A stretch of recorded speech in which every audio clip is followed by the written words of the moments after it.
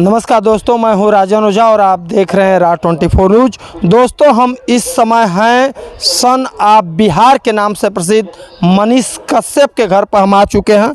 और हम आपको क्या बताएं, आप लोग भिज्ञ भी हैं कि मनीष कश्यप इस समय तमिलनाडु के जेल में बंद हैं।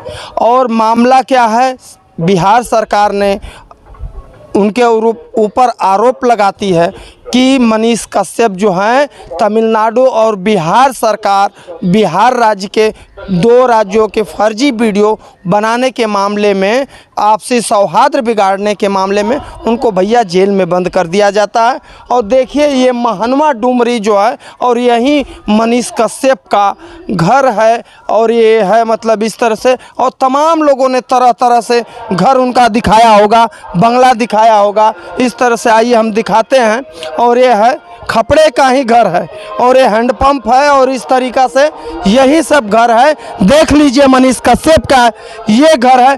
सवाल ये है भैया कि ग्रामीण परिवेश से उठ करके मनीष कश्यप जो है एक आवाज़ बनता है, कोई बड़ा आदमी नहीं है। मनीष कश्यप कोई बड़ा आदमी नहीं था और न है, लेकिन उसे बिहार सरकार ने किस प्रकार एक षड्यंत्र के तहत क्या करता है कि एनएसए जैसी धारा लगवा करके उसको सलाखों के अंदर बंद करने का प्रयत्न करता है। मनीष कश्यप ने हमेशा ही दबे कुचले गरीबों की आवाज़ उठाया है। उसने सिस्टम से आंखों में आंखें डाल करके बात करने का काम किया है।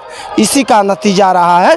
मनीष कश्यप की सिर्फ एक गलती रही है, वो गलती मैं नहीं मानता हूँ। लोग कहते हैं कि क्या पत्रकार को ऐसा होना चाहिए कि कहेगा कि 180 दिन के अंदर मैं सरकार गिरा सकता हूँ। तो मैं एक बात बता दूँ, चाहे पत्रकार हो, पत्रकार भी एक आम ही नागरिक है, जैसे सब लोग होते हैं। पत्रकार भी वोट देता है और चुन करके जनप्रतिनिधि को भेजता है, तभी जा कर के वो नेता, मंत्री, विधायक, चाहे जो भी सांसद हैं तभी बनते हैं। तो जब सबको वोट देने का अधिकार है तो कहने के लिए है। और उन्होंने गलत क्या कहा था, सवाल ये भी है कि उन्होंने गलत क्या कहा था। तमिलनाडु में बिहारी मजदूरों का उत्पीड़न जो हुआ है वो था कि नीतीश जी और तेजस्वी यादव जरा चश्मा उठा करके देखिए कि तमिलनाडु में बिहारी मजदूरों के साथ ये हो रहा है, ये सही है कि गलत। यही बात उसने पूछा था और सरकार को इतनी बड़ी नागवार लगी। उससे पहले तमाम इलेक्ट्रॉनिक मीडिया, चाहे प्रिंट मीडिया ने उस घटना को दिखाया था कि बिहारी मजदूरों के साथ तमिलनाडु में बर्बरतापूर्वक पिटाई हो रही है। ये कटु सत्य है। आप महाराष्ट्र में चले जाएंगे, दिल्ली में चले जाएंगे, गुजरात में चले जाएंगे, कहीं पर भी चले जाएंगे, हकीकत यही है। आज भी सर्वे करवा करके देख लीजिए, दिल बोलता है कि बिहारी मजदूरों, चाहे उत्तर भारतीयों का किस प्रकार से शोषण न किया जाता हो। तो उन्होंने आवाज़ अगर उठाया है, अगर उस तरह की घटना हुई है, तो कौन सा बड़ा भैया अपराध कर दिया था कि उसके ऊपर एनएसए जैसी धारा लगा करके उसको सलाखों में बंद करने का काम किया। और हम आए हैं वही चीज़ दिखाने के लिए। मात्र ये ट्रैक्टर उनका घर है और ये करकट और खपड़े का ये झोपड़ी, चाहे घर आप बोल लीजिए, तमाम लोग कहते हैं मनीष कश्यप बहुत बड़ा आदमी है, ये है। और मीडिया में बात आई थी 40 लाख रुपए मनीष कश्यप के खाते में पकड़ा गया। अरे भैया, 40 लाख रुपए खाते में पकड़ा गया। कोई लग रहा है चोरी वोरी का पैसा था, और वो खाते में पैसा है ना, घर में नहीं ना पैसा था 40 लाख रुपया। और सारा डिटेल होता है ना, जब अकाउंट में आपके पैसे आते हैं तो उसका सारा डिटेल होता है।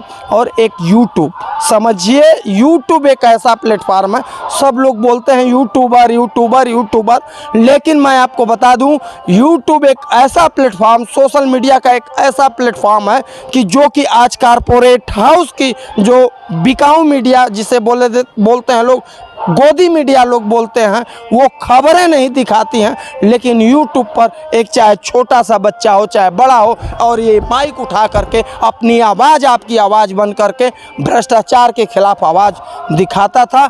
उसी से एक पैसा मिलता था। सरकार को तो रोज़गार देना नहीं है, नौकरी देना नहीं है। अगर उनमें काबिलियत थी, दम था, किसी की आवाज़ बन सकते थे, तो अपने आप से स्वयं यूट्यूब एक ऐसा प्लेटफॉर्म है, लोग बोलते हैं रोज़गार नहीं, तो आप अपने हाथ में माइक उठाइए, कलम में आपके ताकत रहनी चाहिए, आप भी पत्रकार बन करके किसी का आवाज़ उठा सकते हैं। और उसी यूट्यूब के विज्ञापन से जो भी पैसा आता था तो वही, तो समझिए कि जिसके 7-7 मिलियन, 8-8 मिलियन, 10-10 मिलियन फॉलोअर हों और वीडियो मिलियन में 5-5 मिलियन जाता हो, 10-10 मिलियन तक वीडियो चला जाता है, तो उसे 40 लाख रुपए की कौन सी बड़ी बात थी। उन्होंने तो ऐसे ऐसे काम किए हैं जो सरकार नहीं कर सकती है, जो सरकार, यही सुशासन बाबू बता दे कि बिहार में कितने अभी अध्यापकों की भर्ती निकली है ना, कोर्ट में चली जा रही है। बच्चों की क्या है शिक्षा के मामले में, बिहार सबसे पिछड़ा है शिक्षा के मामले में। लोग कहते हैं IAS IPS देने वाला है, तो बिहार के लोग रहते हैं लेकिन जा कर के पढ़ाई बाहर से करते हैं, ना कि बिहार में रह कर के बेचारे IAS IPS निकाल लेते हैं। तो यही सब चीज़ है। और मनीष कश्यप ने इन्हीं सब अपने पैसे का कम से कम 30 से 40% डोनेट सामाजिक कार्यों के लिए, चाहे स्कूल, सरकारी स्कूलों में जो है, आप पता कर लीजिए, सर्वे करा लीजिए कि उन्होंने अपने पैसे से कितने विद्यालय में कंप्यूटर लगवाए, सरकारी विद्यालय में लगवाया हो, किसी के शादी ब्याह में गरीब रहा हो वो भी आया हो, उसके लिए भी मदद किए हों, चाहे जो भी कोई असमर्थ रहा हो, बीमारी से पीड़ित रहा हो, उसके लिए भी मनीष कश्यप भी खड़े हुए थे। तमाम लोगों के लिए आज बिहार की जनमानस आवाम जो है मनीष कश्यप के साथ खड़ी है। लेकिन सरकार के पास तनिक भी शर्म नहीं है कि चलिए अगर लड़के ने गलती किया होगा तो देर आए दुरुस्त आए, उसे माफ़ तो कर देना चाहिए। लेकिन ये सब नहीं है भैया, हम आए हैं उन्हीं के घर पर, और आइए घर पर तो उनके न पिताजी हैं न माताजी, लेकिन उनके चाचा चाची यहाँ पर मौजूद हैं, उनसे हम जानकारी लेंगे। और जिस प्रकार से यहाँ की सरकार ने मनीष कश्यप के साथ, एक समझिए कि उन्होंने खुद ही आत्मसमर्पण थाने में जा कर के किया था, और घर से किस प्रकार से हैंडपम्प तो कुड़की जब होती है तो समझिए हैंडपम्प और क्या क्या चीज़ें उठा करके नहीं लेकर के चले गए थे। लगता है कि बहुत बड़ा अपराधी और बहुत बड़ा देशद्रोही रहा हो। कितने कितने दागी मंत्री हैं, एक नहीं मैं 50 मंत्रियों का नाम गिना दूंगा, विधायकों का, सांसदों का। क्या उनके साथ ऐसा इरिटेट हुआ है? बताने दे सुशासन बाबू, आप ही की सरकार में कितने दागी मंत्री पड़े हुए हैं। मैं कह रहा हूँ ना, आपको बुरा लगा आप भी मेरे ऊपर FIR करवा दोगे, लेकिन डर नहीं है। हकीकत यही है कि कितने दागी अभी लालू प्रसाद यादव जेल से बाहर आए हुए हैं, उनके ऊपर भी तमाम दिल्ली में लेकर के लैंड नौकरी के बदले ज़मीन के मामले में भी अभी ED और सब लोग छापा पड़ रही है क्या। लेकिन मनीष कश्यप ने हकीकत चीज़ दिखा दिया था तो इतना बड़ा अपराध हो गया। चलिए आइए हम चलते हैं, उनके चाचा जी हैं। चाचा प्रणाम, क्या नाम आपको पड़ी? अंगद तिवारी पड़ी। मनीष भाई के साथ में इस तरह से जो घटना हुई है उसके बारे में थोड़ा सा बताएंगे, क्या मामला था, कैसे कैसे यहाँ पर इस तरह से घटना हुई है?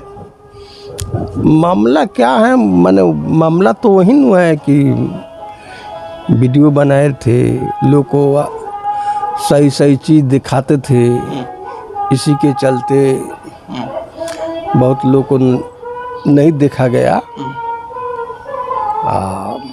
उसको मैंने फंसा दिया गया।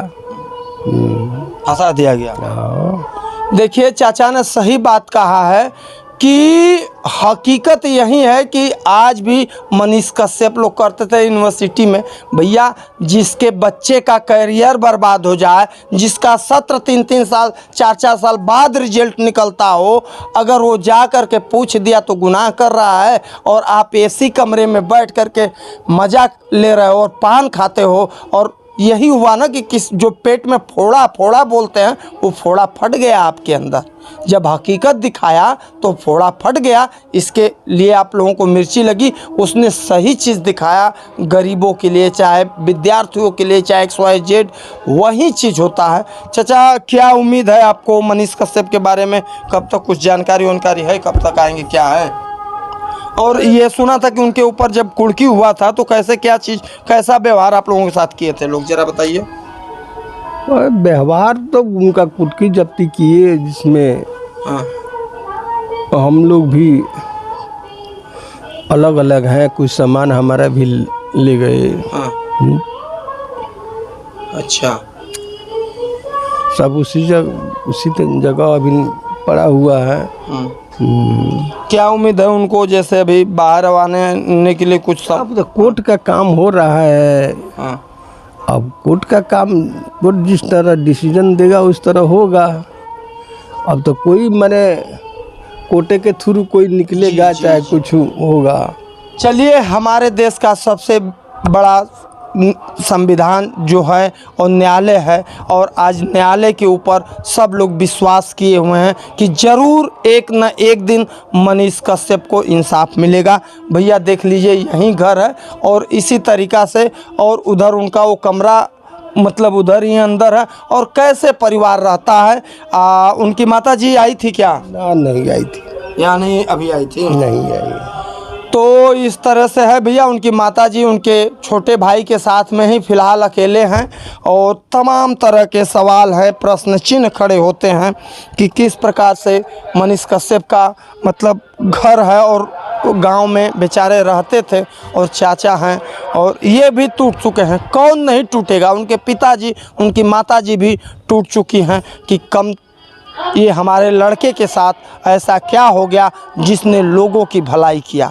तमाम सवाल है, तमाम प्रश्न चिन्ह है, और आवाज़ कौन उठाएगा आखिर में?